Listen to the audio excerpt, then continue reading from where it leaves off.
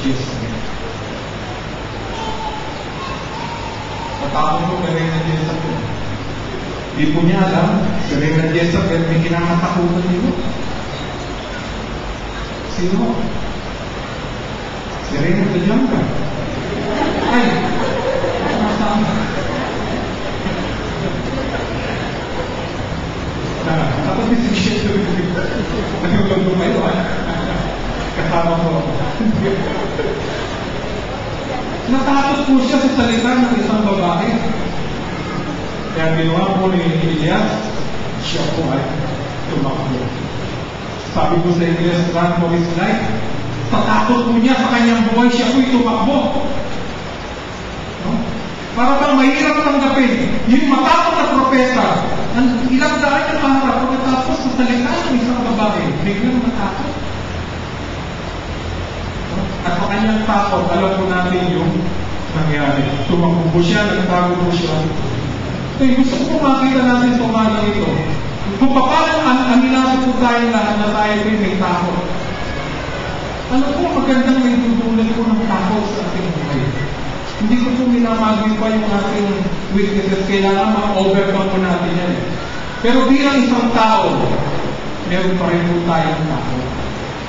Ay, ano po magandang may tutulad po ng takot sa ating buhay. Kung paano sa buhay po ni Elijah, meron po magandang bagay po na ituro sa kanya. Unang-una, verse 1 hanggang verse 4.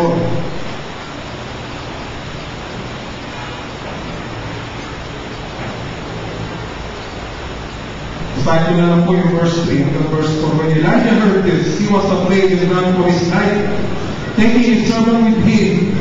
When they came to Beersheba in Judah, Elijah led his servant there. Verse 4. Then Elijah walked for a whole day into the desert. He sat down under a bush and asked to die. I have had enough, Lord, he prayed. Let me die. I know better than my ancestor. Yun po yung ginawa. No? Naglakbay po siya kasama kanyang katulong ng isang araw sa lugar ng Beersheba. Iniwan po niya kanyang katulong. Naglakbay po siya na siya po ay dumating sa isang lugar na sabi niya sa Panginoon, ayaw ko na ho. Suko na po. Suko na po, Panginoon. Mabuti pa sa akin, mamatay na po. Pero ito po nag-pray na gano'n. Pag tayo po, pagkatapos po ng isang matinding problema, Panginoon, ayaw ko na po. Buti pa ho, mamatay na. Buti na lang, hindi seryoso ang Diyos. Ilan sa ating gano'n ang panalangin, Panginoon, tapos na ho, ayaw ko na ho. Ayaw ko na ho, Panginoon.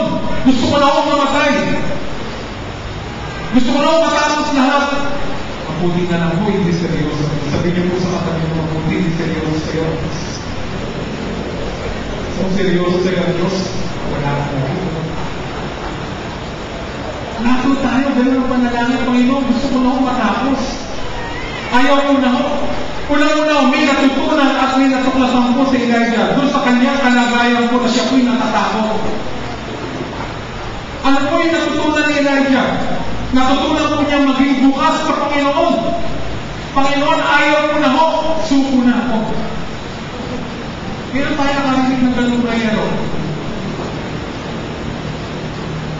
Kailan tayo nakarinig? O kailan tayo nag-pray ng ganun?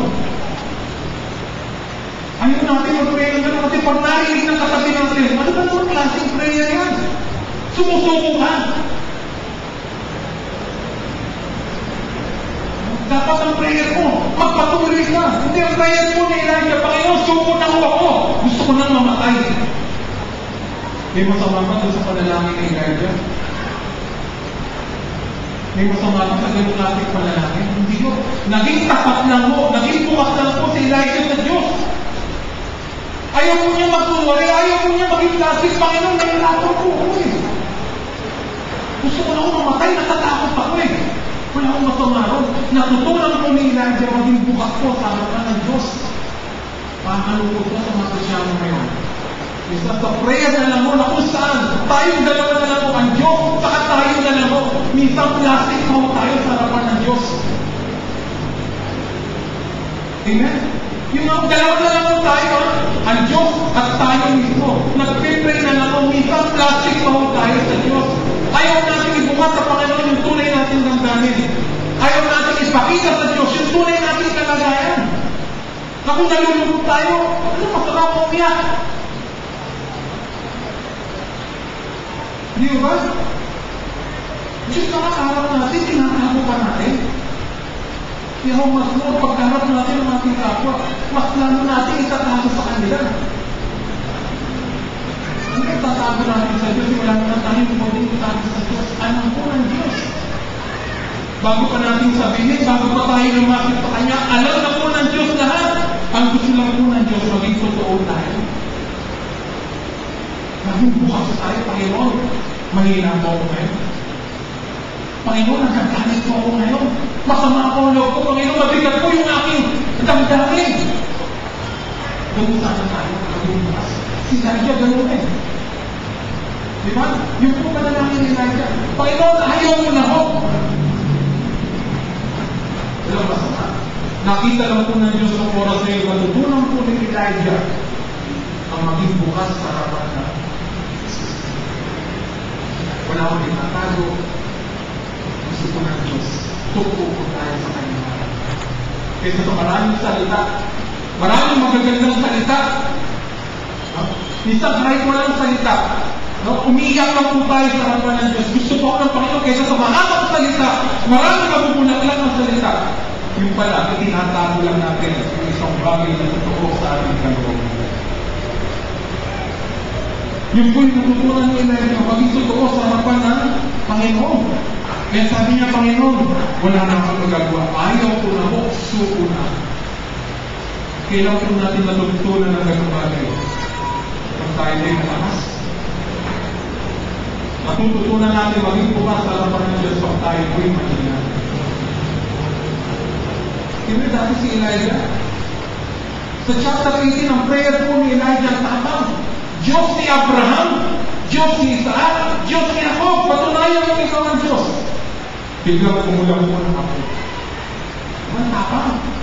Pagdating sa 19, sabi niya, Panginoon, ayaw ko na. Ano kaya yung tsura ni Elijah?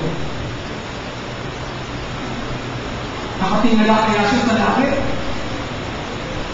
Na matapang? O maaaring nakayuko na lang mo, nakayuko ganun sa lupa ako sinasabi, Panginoon, ayaw ko na ho.